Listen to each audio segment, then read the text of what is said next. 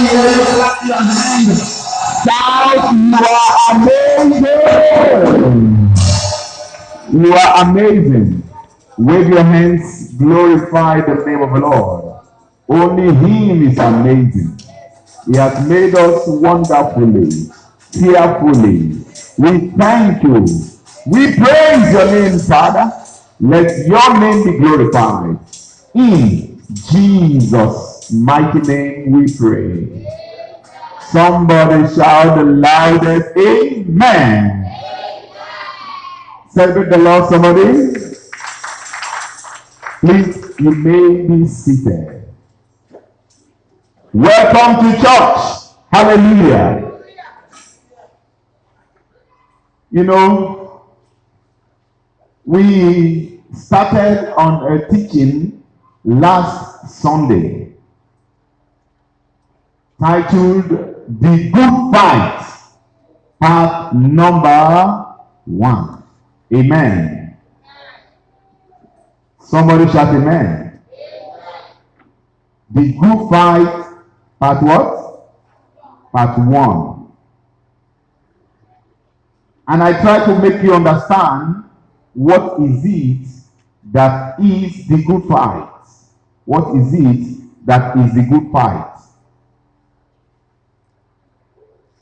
You know, there are different types of fights. Isn't it? There are different types of what? Of fights. The Bible says we should fight the good fight of faith. Fight the good fight of faith. And fighting the good fight of faith means there is a battle, there is a fight. The fact that the Bible says we should fight represents the reality of fights, that there is a real fight in place. Fight the good fight of faith. And then after fighting the good fight of faith, you should lay hold on what? Lay hold on eternal life. When you fight the good fight of faith, then you'll be able to lay hold on eternal life. Hallelujah. That means without fighting, there is no inheritance. Without fighting, there is no what? Inheritance. There is no hope. There is no life without fighting. There is no living. Praise the Lord. I told you there are dimensional battles to be engaged in. There are what? Dimensional battles that we need to engage in. The first dimension is the one we took last Sunday, and we titled it what? The battle for the love of the brethren. The battle or the good fight for the love of the brethren. Amen. And in our Bible reading this morning, we took the book of Ephesians, chapter number 6, and we took the reading from verse 10 up to 20. Is that it? Ephesians chapter 6, verse 10 beginning. And it says, finally, my brethren, be strong in the Lord. Hallelujah. That is enough clue for you to know that there is a battle and there is a fight. If you are not strong, you cannot fight. Because the battle requires strength. Maybe spiritual strength and maybe physical strength. Praise the Lord. And in the power of his might. You need to be strong in the Lord and in the power of his might. You need power to be a conqueror. You need what? Louder. You need power to be a conqueror. You need to be strong to be involved in, to be engaged in battle that is profitable, decisive battle. And then you need to have might, that is power, in order to be a conqueror. Put on the whole armor of God. You need weapons, defensive weapons and offensive weapons. There are two types of weapons you must need in battles. Number one is the defensive weapon, and the second one is the offensive weapon. When you took on the armor, inside the armor you are talking of the shield, which is a defensive weapon. You are talking of helmet, which is a defensive weapon. You are talking of arrow, sword, and spears, which are offensive weapons. Somebody shout hallelujah.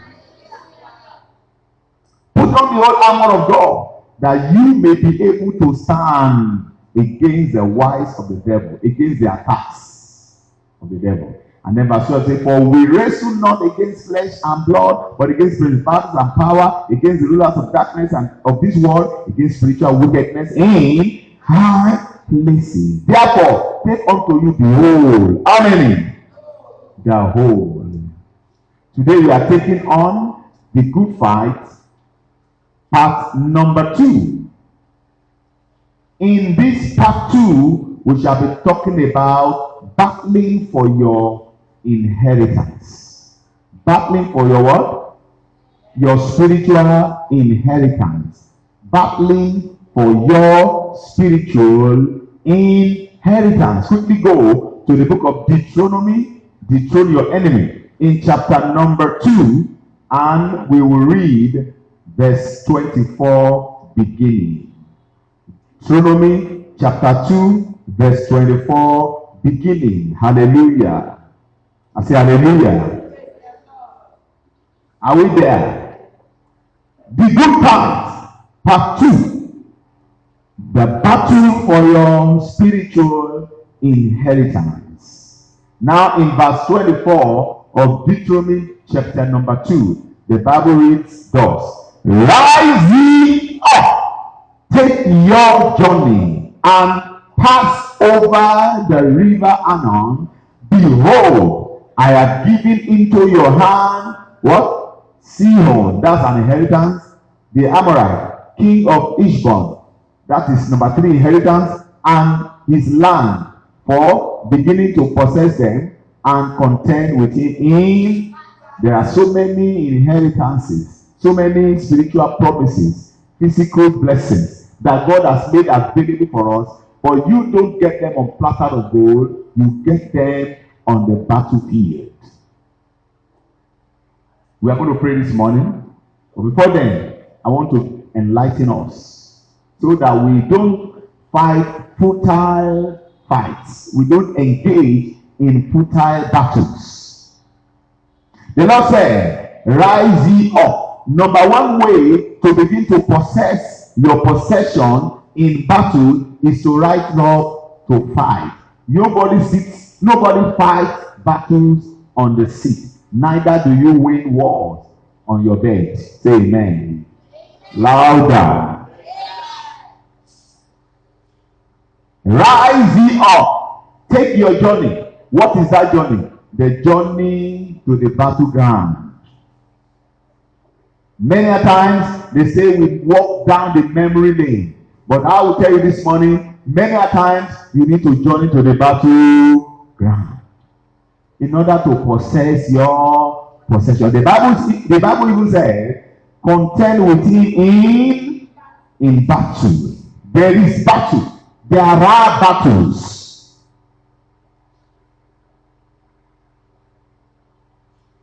Now quickly, let's see in verse 25, 24, and 27. It said, this day will I begin to put what? the dread of you and the fear of thee upon the nations that are under the whole heaven. Why? Who shall hear report of thee and shall tremble and be in anguish because of it? You know why? You have always won battles, you never fail. From today, no more failure in battles. Spiritual battles, you will triumph. Physical battles, you will triumph. Marital battles, you will triumph.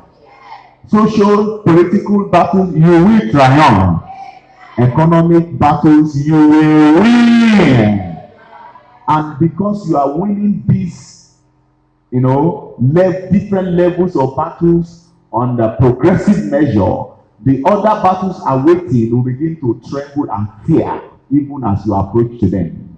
Because they know you will never fail. Henceforth, no more failure for you. Henceforth, no more falling for you. Shout the loudest, amen.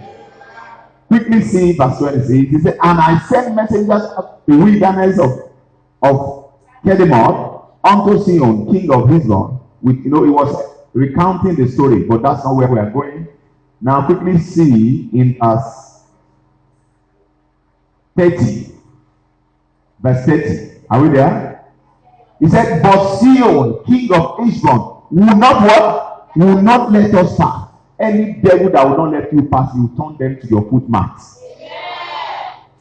But Sihon will not let us, but Sihon, king of Heshbon, will not let us pass by him. For the Lord thy God hardened his spirit and made his heart obstinate, that he might deliver him into our hands. Amen.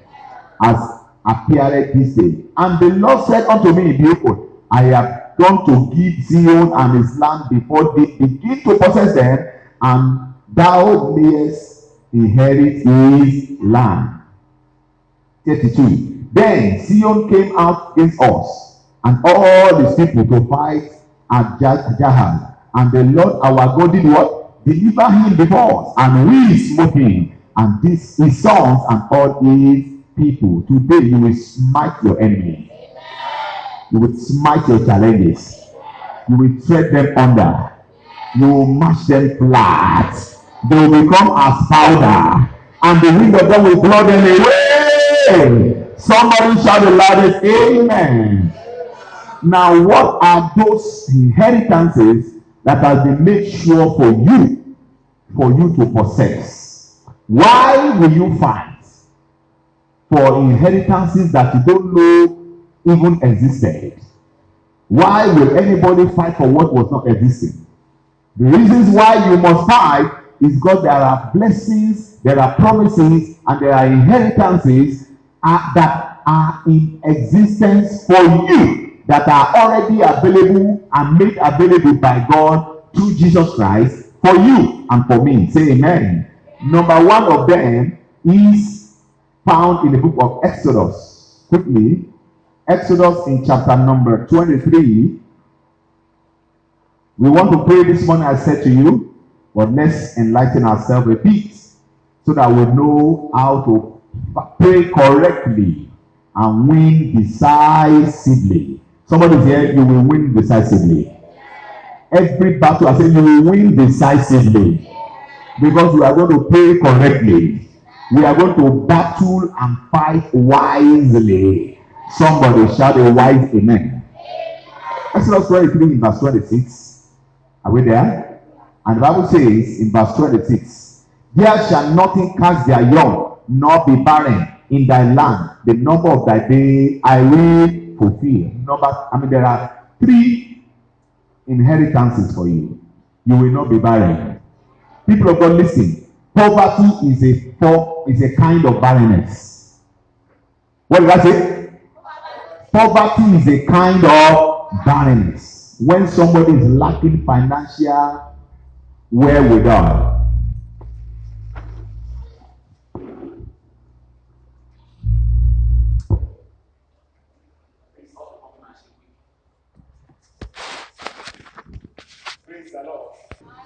When somebody is not having financial wherewithal or financial sufficiency, financial independence, financial settlement, he is financially barren. Today you shall come out of that. When somebody is not having children, barrenful children, those are kind of parents. Anybody in that situation is coming out of that. When somebody is not having wisdom, ideas to break through in life, that is intellectual barrenness. If anybody in that situation, you are coming out of that now. In the name of Jesus Christ. Number two reason why we are battling is because we have an inheritance not to be a borrower. Quickly, in the book of Deuteronomy 28 verse 12. Somebody. Deuteronomy 28 in verse 12. Anybody there? The Lord will open unto you the good treasures, the heaven to give you rain. Yes. And to bless the work of your hand. You will lend to nations and you will not borrow. Please open up again Deuteronomy chapter 15. Read verse 6. 15 of Deuteronomy in verse number 6. You shall not be a borrower, somebody. If anybody is indebted right now, I say the Lord clear your debt. One more time, I say the Lord clear your debt. You will no longer borrow. You will rather be a lender. 15:6. For the Lord your God, He has blessed you. He has promised you. You will lend to nations and you will not borrow. You will reign over nations. Somebody shout amen. They will not reign over you. Number 3, area of battle this morning, in order to possess this area of possession, is a fact that the Lord said we will eat in plenty. We will not be hungry. Quickly, in the book of Joel, chapter 2, verse 26. Joel, chapter 2, verse 20. We are battling for our inheritance in the Lord. Amen.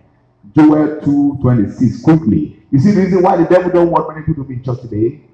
Because of their eyes are supposed to open to these things so that they can be able to battle in this direction. But the devil is so smart and people are so foolish. They will take any excuse to stand there, to stay back. Because the devil knows. He sent one small shower and then they stay home. Those ones will find it difficult to win any battle if they can't win the battle of physical rain. Yes? The battle against hunger. Joel chapter 2 verse 26. Anybody there? And you shall eat in plenty, yes? And be satisfied. You will now praise God. He has dealt wondrously with us. And you and I shall never be. Only one person is talking. I will not be ashamed. So we will eat in plenty. Some people eat in the morning, they don't eat afternoon, they eat at night. You know why? Not because they don't want to eat, but because they are rationing the available food. That is a curse. And as we fight and engage in battle this morning, that curse is broken. It is our inheritance to have more than enough.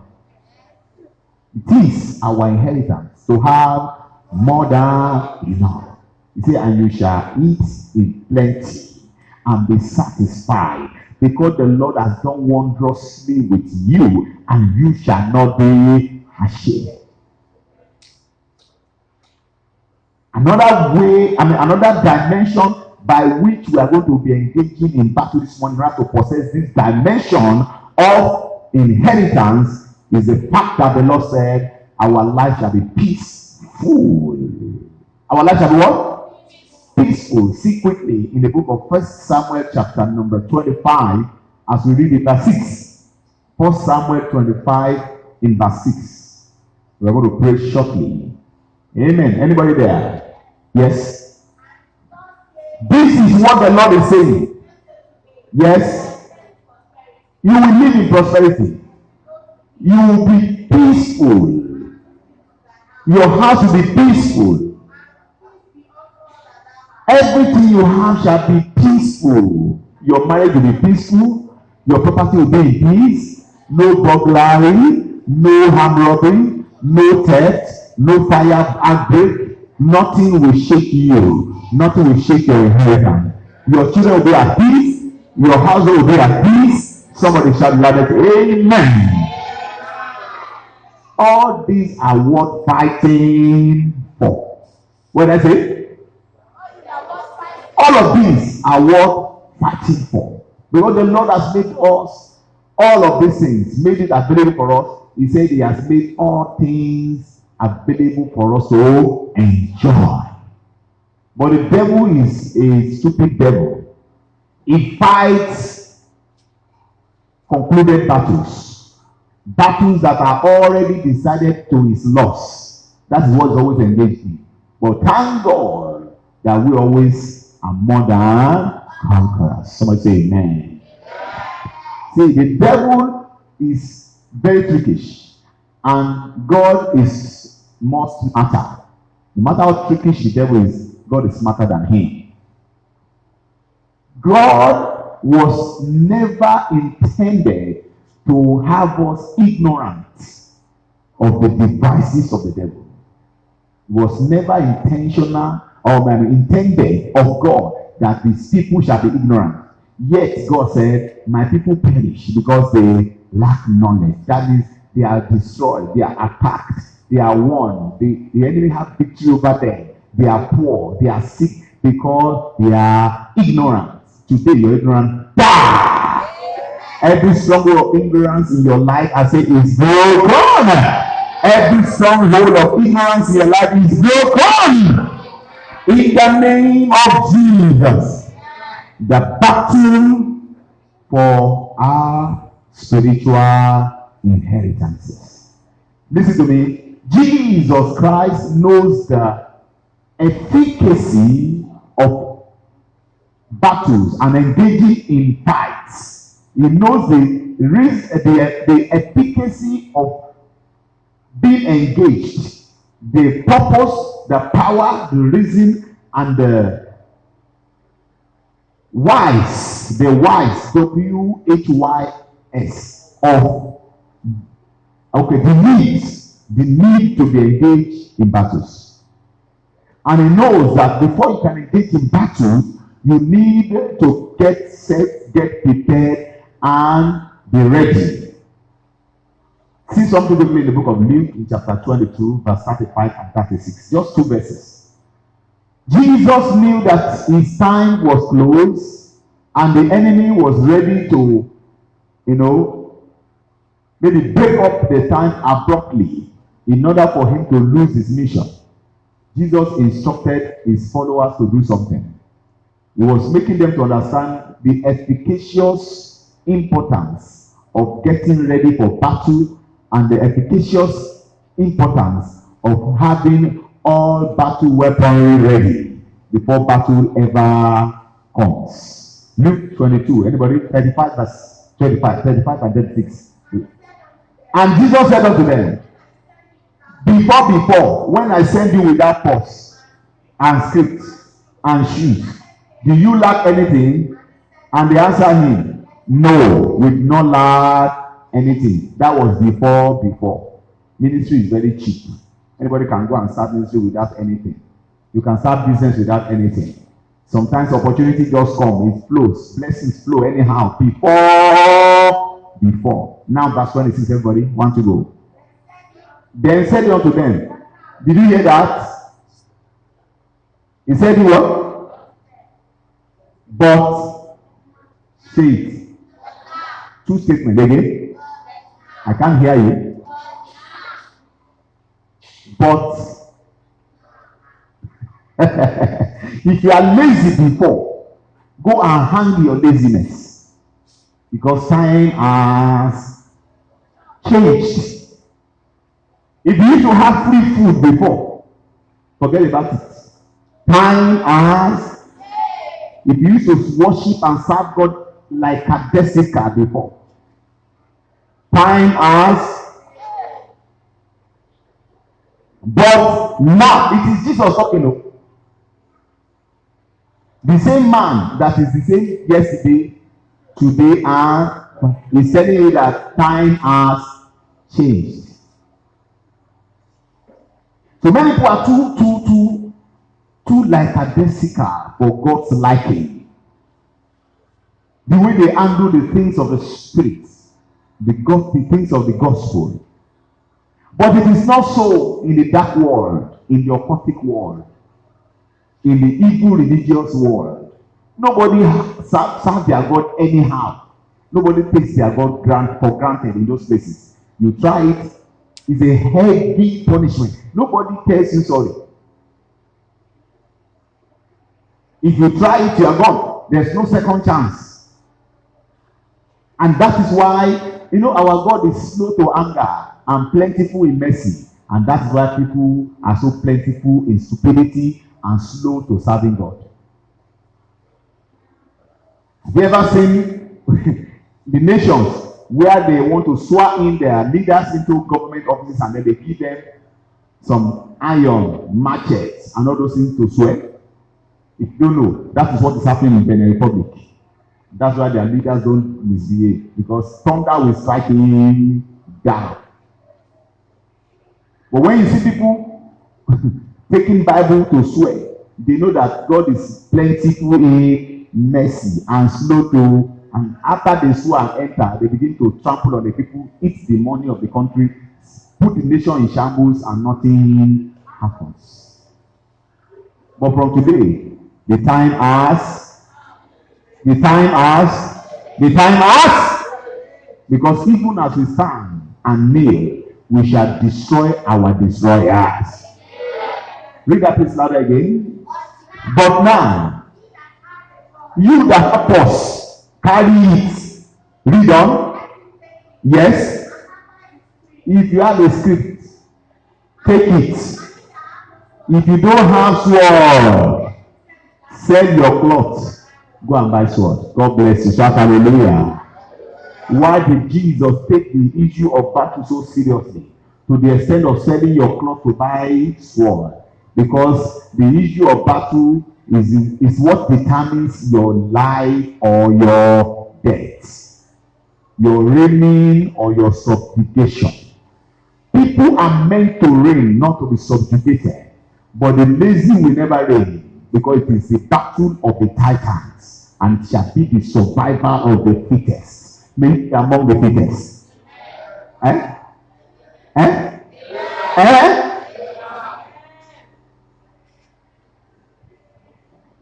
To them, do you know what it means for Jesus to tell his disciples to sell their clothes? In those days, we are talking of the Middle East.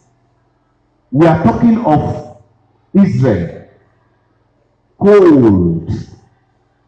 When it is cold, it is too cold. You know, two means excess. T-double-O. Too much is always in excess. When it is cold, it is too cold. When it is hot, it is too hot in the Middle East. And Jesus said to them, sell. As at that time in those places, clothes is the most important. It was supposed to be the most important thing. But Jesus said, do what? And buy what? Because it is when you are alive you can wear clothes. You will survive. You will not die, you will live. You will proclaim the goodness of the Lord in the land of the living. That is why the good fight is one of the most important messages the Lord has brought to us in 2021. It is our month of the good fight, and we are going to fight to win. We are going to fight to triumph. We are going to fight to conquer. Somebody jump on your feet and shout loud and say, Amen. Lift up your hand to say, Father,